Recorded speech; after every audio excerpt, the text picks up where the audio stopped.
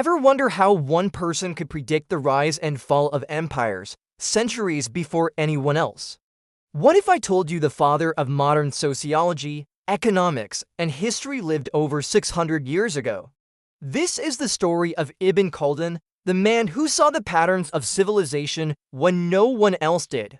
Born in Tunis in 1332, Abd al-Rahman Ibn Khaldun was a child prodigy. He mastered the Quran, logic, and mathematics while most kids were just learning to read.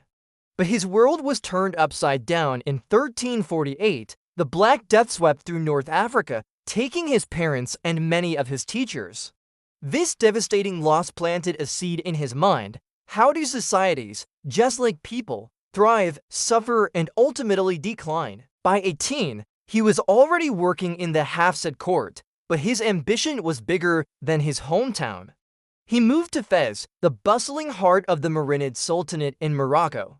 There, he dove headfirst into the treacherous world of court politics. But the high-stakes game almost cost him everything.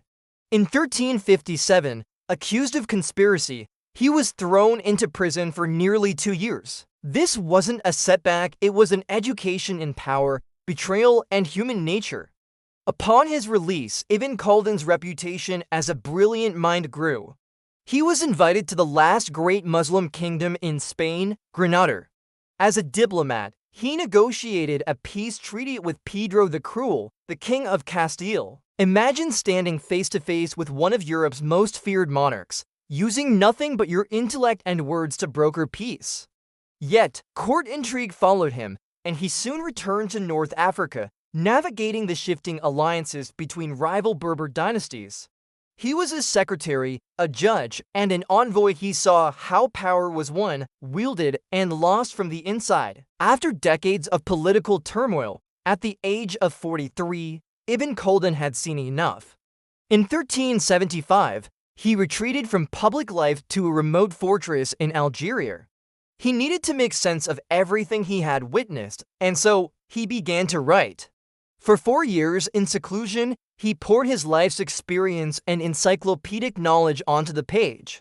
The result was the Muqaddimah or the introduction. This wasn't just a history book, it was a revolutionary analysis of how human society works. He introduced groundbreaking concepts like ***, the idea of social cohesion or group solidarity as the engine that drives a dynasty to power. He argued that all civilizations follow a natural cycle. They rise with strong group spirit, flourish, become complacent with luxury, and then inevitably decay, making way for a new, hungrier group to take over. He was writing about sociology, economics, and political science centuries before they were recognized fields in the West, but his story wasn't over. In 1384, he was called to Cairo, the magnificent capital of the Mamluk Empire. There, he became the chief judge and a celebrated lecturer at the legendary Al-Azhar University. His life took one last dramatic turn in 1400. The fearsome conqueror, Timur, also known as Tamerlane, was laying siege to Damascus. The city leaders, desperate, sent the now 68-year-old Ibn Khaldun to negotiate. Lowered over the city walls in a basket, he spent weeks in Timur's camp, engaging in a battle of wits with the world's most powerful warrior. He didn't just survive, he documented the entire encounter, giving us a priceless, first-hand account of one of history's most formidable figures. Ibn Khaldun returned to Cairo, where he continued to teach and refine his masterwork until his death in 1406. He was buried, but his ideas were immortal.